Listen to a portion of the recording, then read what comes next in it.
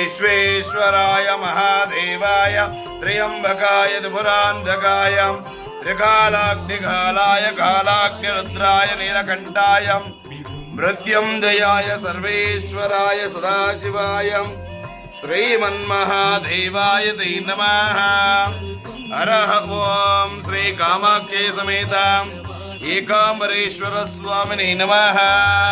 कर्पूर घोरं करुणावतारं संसारसारं बुधेन्द्र आरं सदा वसन्तं हृदयारविन्दे भवं भवामि सहितं नमामि।